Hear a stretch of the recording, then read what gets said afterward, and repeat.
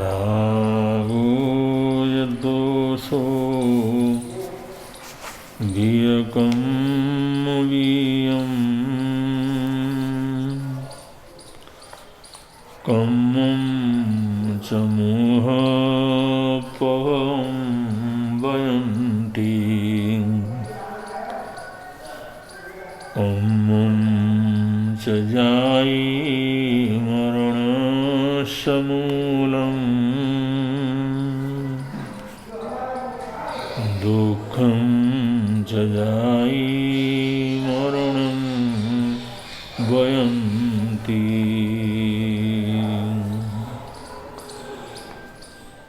दुःखं हयं जस्सन होई मोहो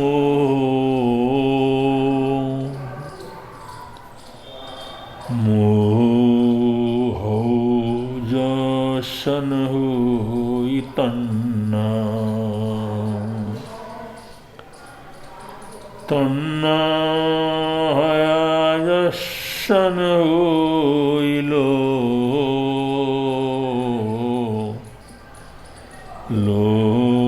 हो जसन किंचनाय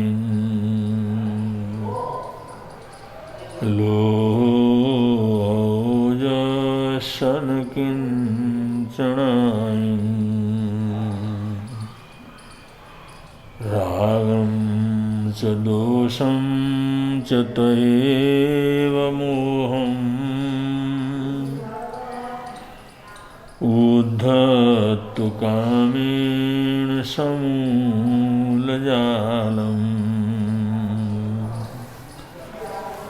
जे जे उवाया पड़िब जियब्बा के की तैषामिमां पुण्यं ते की तैषानि अहं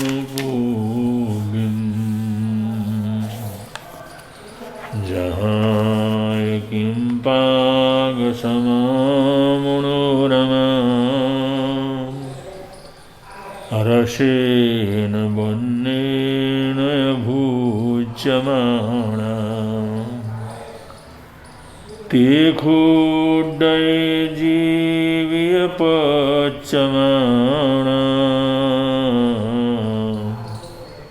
येषो कामगुणा विभागे येषो कामगुणा विभागे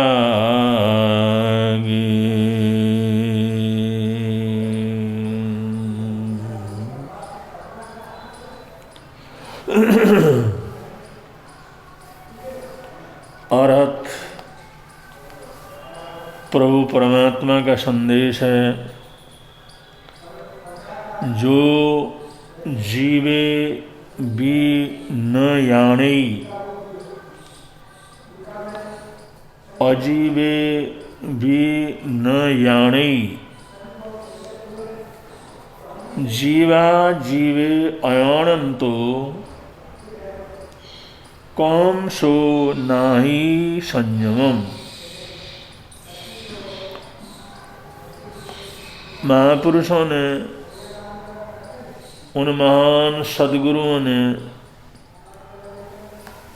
अनंत ज्ञान प्रकाश से सब कुछ देखकर जो प्राणी मात्र के हितकर है, प्राणी मात्र के लिए कल्याणकारी है,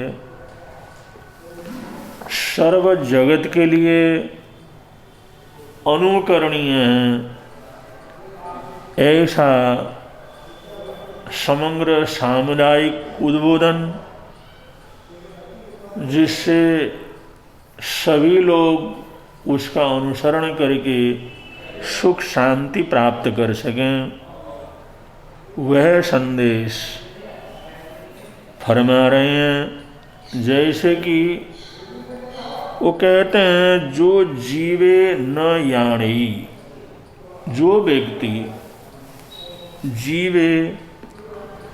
जीव को न याणी नहीं जानता है।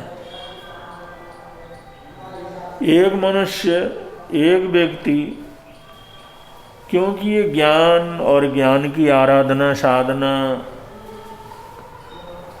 ये सब मनुष्य के जीवन का ही विषय है, क्योंकि ऐसा अभ्यास, ऐसा पुरुषार्थ, ऐसा अनुक्रम अन्य जगत के जीवों में संभव नहीं है भी बहुत रेयर, कहीं कहीं पर हो, बात अलग है। तो जो मनुष्य जीव को नहीं जानता है, उसके पता ही नहीं है वो जीव क्या है, चेतना क्या है, आत्मा क्या है। वो खुद जीव रूप में है, वो स्वयं चैतन्य रूप में है, उसकी चेतनता ही उसके जीवन को बनाए हुई है, उसी के आधार पर जीता है। लेकिन न यानी, वो नहीं जानता, ये नहीं जानता मैं जीव हूँ, ये भी नहीं जानता मैं आत्मा हूँ, ये भी नहीं जानता मेरी कोई चेतना है, ये भी नहीं जानता मेरे शरीर और आत्मा का संबंध क्या है।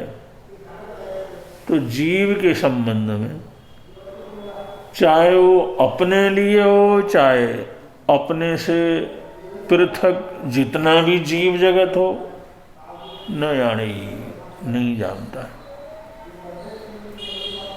उसको अपने ही पता नहीं है मैं जीव हूं या नहीं हूं, मैं क्या हूं, कुछ पता नहीं है उसको। आत्मा हूँ, चेतना हूँ, जीव हूँ, मेरा स्वरूप क्या है, मैं क्या हूँ, ये भी नहीं जानता। और जो उसके सामने अन्य मनुष्य हैं या अन्य पचेंद्रिय प्राणी आदि हैं, अन्य पालतू जानवर जीव जंतु आदि हैं, या सुंदर लगने वाले पक्षी कीड़ पतंग आदि जो प्राकृतिक रूप में बहुत से जीव जगत है, चारों तरफ फैला हुआ है, जल में है, स्थल में है, नभ में है, उनके संबंध में भी नहीं जानता ये जीव है या ये आत्मा है या चेतना है, इनका स्वरूप क्या है, इनकी वास्तविकता क्या है, इनका सोच क्या है, इनको तकलीफ क्या है, या इनका सुख दुख क्या है। अब जो आदमी आत्मा के संबंध में नहीं, अपने लिए ही नहीं जानता है, खुद को ही नहीं जानता है, उसको अपना ही पता नहीं है, अपनी जानकारी नहीं है, अपने जीवन का ही जिसको होश नहीं है, ऐसा व्यक्ति अपने से इतर प्राणियों को कैसे जान सकता है? वो नहीं जान सकता। न उनकी दर्द को जान सकता है, न वेदना को जान सकता है, न उनकी इच्छा को जान सकता है, न आकांक्षा को जान सकता है। जो अपने जीवन के, अपने जीव के संबंध में ही जानकारी नहीं है, तो दूसरे जीवों के संबंध में भी वैसे ही उससे अधिक अनजान रहता है। तो शास्त्रकार सबसे पहले कहते हैं जो जीवे न याणी, ये मनुष्य की वो दशा है, मनुष्य की वो निम्नतम दशा है, न याणी जीवम, जीव तक को नहीं जानता। स्वयं जीव है लेकिन नहीं जानता, स्वयं आत्मा है नहीं जानता, स्वयं वो चेतना है नहीं जानता, स्वयं सभी सुख दुख का करता है ये भी नहीं जानता, क्योंकि जब जीव का ही उसको पता नहीं, उसके स्वभाव का ही पता नहीं।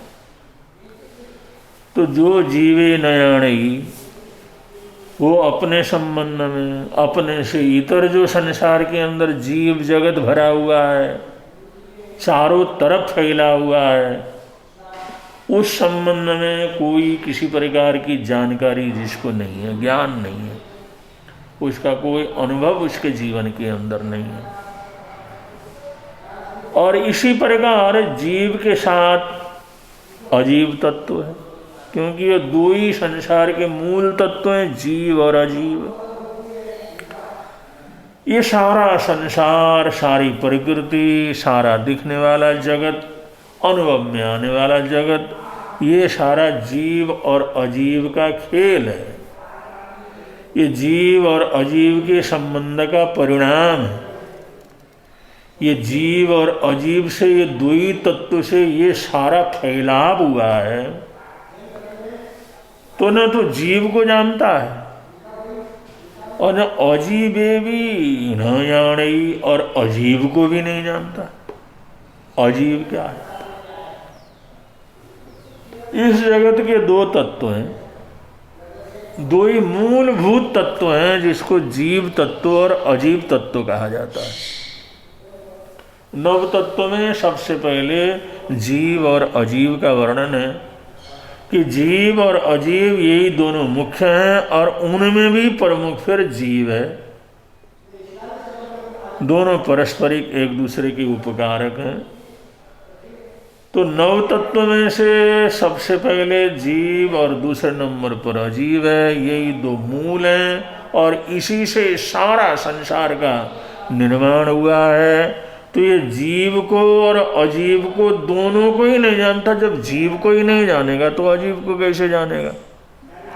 तो सबसे पहले शास्त्रकार ने बतलाया, जो जीवेवी न जानेगी, जो जीव को नहीं जानता, और अजीवेवी न जाने, अजीव को भी नहीं जानता है। जो हमारे जीवन का, हमारे संसार का, हमारे परिवार का, या इस दुनिया का, इस जगत का, इस प्रकृति का, इस ब्रह्मांड का जो सबसे मूलभूत तत्व है, जिसकी इकाई है, जहां से ये सब शुरुआत होता है, वो जीव के संबंध में, अजीव के संबंध में जो व्यक्ति अनभिज्ञ है, नहीं जानता जीव क्या है, नहीं जानता अजीव क्या है। जीव, हम स्वयं जीव है, जो चलता फिरता है वो जीव है। जीव जगत है, और इस जीव का जो आखिरी स्वरूप है, सूक्ष्मतम स्वरूप है, वो चेतना है, वो ज्ञान है। जानना, अनुभव करना, महसूस करना, ये हमारे जीवन का, हमारे जीव का, ये चेतना का जो सूक्ष्मतम रूप है, बिल्कुल इकाई के रूप में है, बिल्कुल सूक्ष्म से सूक्ष्मतर जो रूप है, वो है उसका लक्षण, जिसको कहते हैं चेतना। चेतना, ज्ञान या अनुभव, ये जीव का आखिरी स्वरूप है, और वहीं से सारा विकास होता है। और जहाँ जीव है वहाँ पर चेतना है, जहाँ जीव है वहाँ पर अनुभव है। और जीव का जो बाह्य रूप से हम देखते हैं, शरीर के रूप में, प्राणियों के रूप में, उसका अंतिम स्वरूप भी क्या है? उसके अंदर चेतना है, ज्ञान का होना है। और अजीव है, अजीव का मतलब जो जीव नहीं है।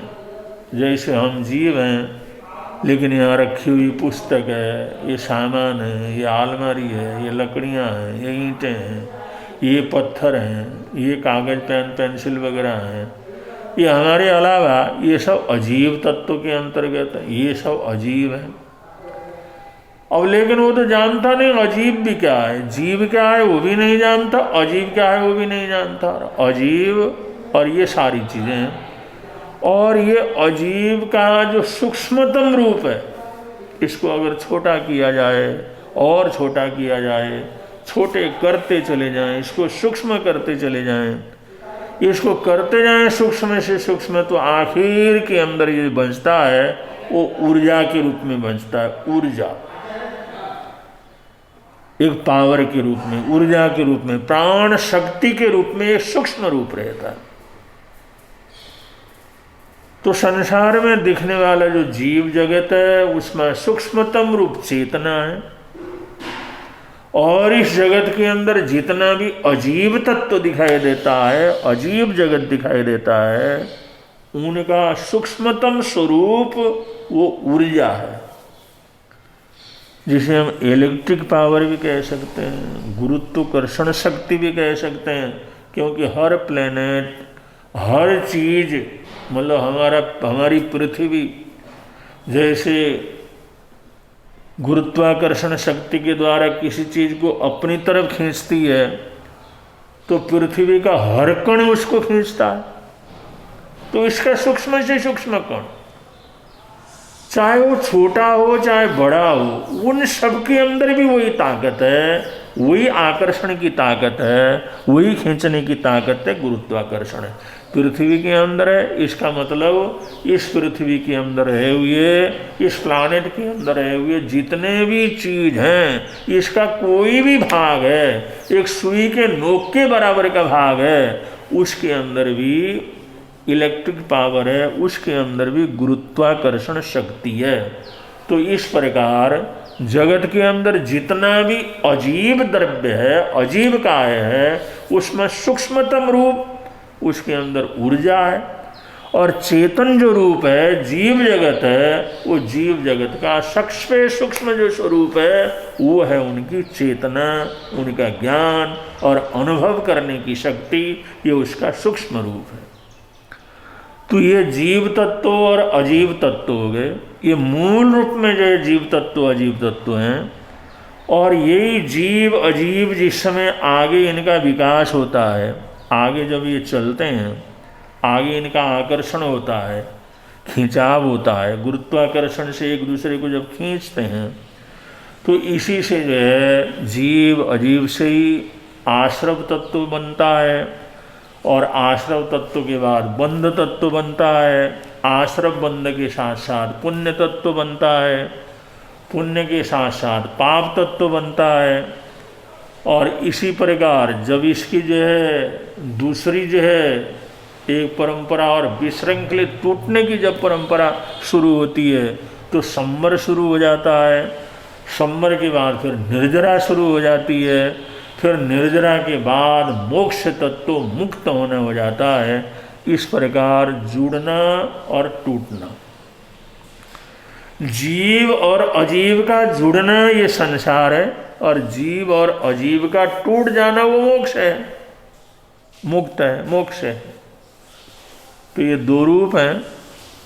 तो यहाँ पर शास्त्रकार ये कहते हैं, जो जगत का मूल रूप में जो है जीव और अजीव है, उसको जो व्यक्ति नहीं जानता, जिसको इसकी कोई जानकारी नहीं है, जो इसका कोई ज्ञान जिसके जीवन के अंदर नहीं है, तो ऐसा व्यक्ति जो जीवा जीवे अनंतो, जीव को भी नहीं जानता, अजीव को भी नहीं जानता, जीव का भी उसको ज्ञान नहीं है और अजीव का भी उसको ज्ञान नहीं है, जीव का भी अनुभव नहीं है, अजीव का भी अनुभव नहीं है। और बड़े आश्चर्य की बात है, खुद जीव है, वो स्वयं चेतना है, स्वयं ज्ञान है, स्वयं अनुभवमय है, लेकिन फिर भी वो अपने आप के जीवत्व को नहीं समझता, अपने आत्मा तत्व को नहीं समझता, उसके परिणाम क्या होते हैं नहीं समझता, उससे बंधन कैसा होता है ये भी नहीं समझता,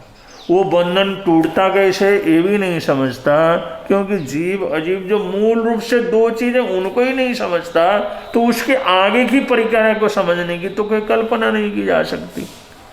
तो जीवा जीवे अनंतो, माने जीव को भी नहीं जानता और अजीव को भी नहीं जानता, उनके कोई परिणाम को भी नहीं जानता, उनके संबंध को भी नहीं जानता। तो ऐसा व्यक्ति कहम सो नाहि संयमम, ऐसा व्यक्ति, ऐसा जहाँ पर अज्ञान है, वो किस तरह से संयम की आराधना कर सकता है। वो जो है संयम का होना, त्याग का होना, पचखान का होना, उसमें जो है कुछ साधना का होना, धर्म की आराधना का होना, ये सारी चीज़ें अपने आप खत्म हो जाती हैं क्योंकि अगले के जीवन में न जीव का ज्ञान है, न अजीव का ज्ञान है, न दोनों से होने वाली प्रक्रियाओं का ज्ञान है। जब ये ज्ञान है ही नहीं है तो उसका परिणाम, उसको भी कोई संयम जो उसका परिणाम है, तो ज्ञान का महान फल जो संयम है, जीवन का फल संयम है, जीवन की महानता का नाम संयम है, तो उसका संयम, उसकी धर्म की आराधना, उसकी साधना, उसकी आराधना साधना फिर प्रारंभ ही नहीं हो सकती, क्योंकि न तो जीव को जानता है न तो अजीव को जानता है। तो ये अज्ञान है, ये मिथ्यात्व है, ये घोर तम है, तम है, अंधकार के अंदर से। तो इसलिए कहते हैं अंधकार से आता है, अंधकार में चला जाता है। ये प्राणी, ये मनुष्य अंधकार से ही आता है, अंधकार में ही जीता है और अंधकार में ही चला जाता है। दुख से आता है, दुख में जीवन जीता है और दुख में ही चला जाता है। उसके जीवन में कोई किसी प्रकार का परिवर्तन घटित नहीं होता, किसी प्रकार का ऊर्ध्वारोहण प्रारंभ नहीं होता, किसी प्रकार की नई जिंदगी और नया सोच वहाँ पर प्रारंभ नहीं होता, क्योंकि वो जीव को भी नहीं जानता, अजीव को भी नहीं जानता। जैसा आता है और जैसे एक प्राकृतिक रूप से जो हमारी भावनाएं, हमारे विचार या हमारी ज़रूरतें, इच्छाएं, आकांक्षाएं, भोग विलास, जो जन्मों जन्मों की हमारी आदत है, उस आदत के अंदर जो जो उसकी भावनाएं, उसके विचार आते हैं, उसके अंदर पड़ता है और इसी तरह से अपने जीवन को पूरा करके यहाँ से चला जाता है।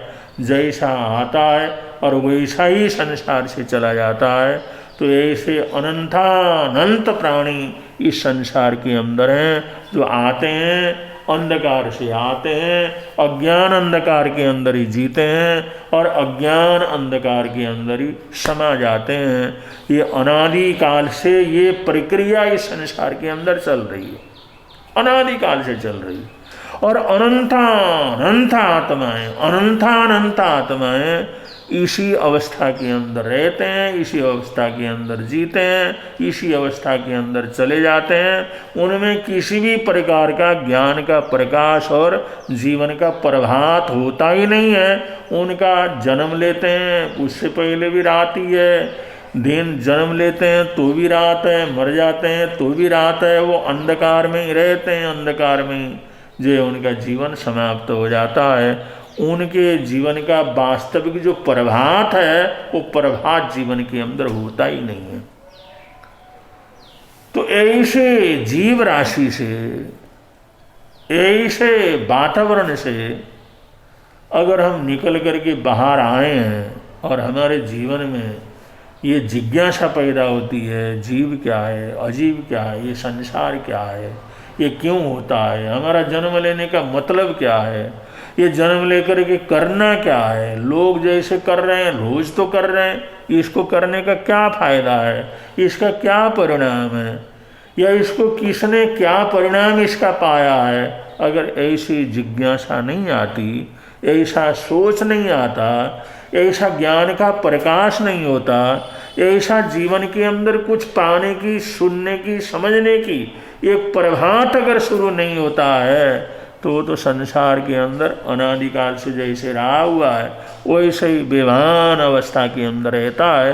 तो ऐसी जिज्ञासा अगर हमारे जीवन में पैदा होती है कि जीव क्या है, ये जिज्ञासा पैदा होती है, अजीव क्या है, ये जिज्ञासा पैदा होती है, ये जीव अजीव का स्वरूप क्या है, इसकी जिज्ञासा पैदा होती है। मैं जीव हूँ तो कैसे जीव हूँ, मैं अजीव हूँ तो ये जो मैं किस रूप में हूँ, अपने संबंध में मैं जीव हूँ या अजीव हूँ, या जो मेरा स्वरूप क्या है, मेरी वास्तविकता क्या है, मैं आया कहाँ से हूँ, जाना कहाँ है, मैं किस लिए इस दुनिया के अंदर आया, किस लिए इस अवस्था को मैंने प्राप्त किया।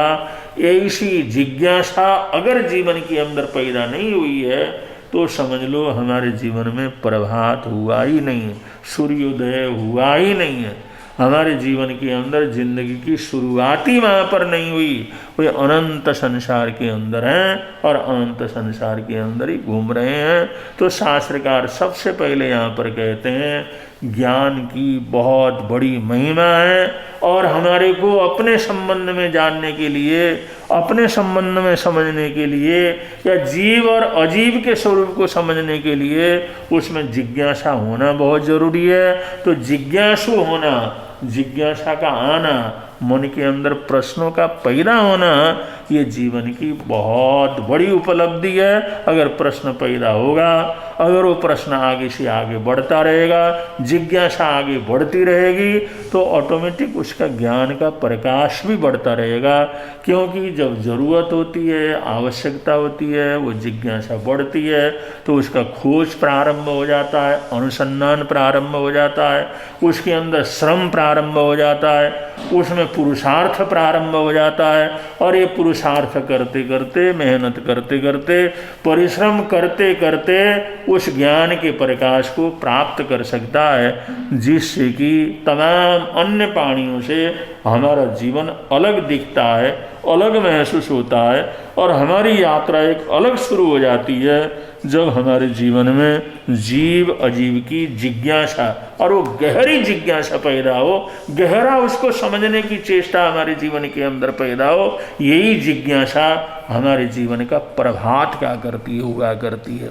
तो अगर जब तक ऐसी स्थिति हमारे जीवन के अंदर नहीं आती, जब तक ऐसा प्रभात हमारे जीवन के अंदर नहीं आता, जब तक ये रोशनी हमारे जीवन के अंदर से वो रोशनी पैदा नहीं होती, तब तक हमारा संसार कभी खत्म होने वाला नहीं है, नष्ट होने वाला नहीं है। कभी किसी रूप में, कभी किसी रूप में, कभी किसी रूप में संसार के अंदर हम देखते हैं कैसे कैसे क्रूर लोग हैं, कैसे कैसे नासमझ लोग हैं, कैसे कैसे अज्ञानी लोग हैं, कैसे कैसे बिल्कुल विघ्न बाधा ही पैदा करने वाले लोग हैं। उसी तरह के लोग में, उसी तरह के रूप में हम जन्मों जन्मों तक जन्म लेते रहेंगे।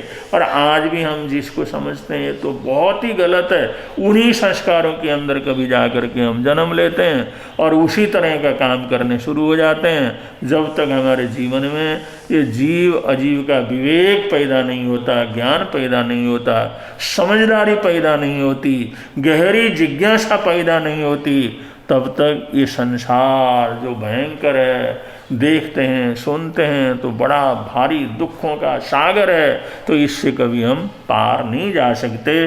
तो शास्त्रकारों ने सर्वप्रथम हमारे संयम के लिए, हमारे धर्मात्मा पने के लिए, हमारी पूजा और आराधना के लिए कि हम अच्छे लोग हैं, महान लोग हैं, अच्छे लोग हैं, ये हमारे जीवन के अंदर अगर ऐसा हमारे को जीवन में सिद्ध करना हो तो उसको जीव की जानकारी और अजीव की जानकारी और जीव और अजीव के संबंध की जानकारी बराबर होना आवश्यक है।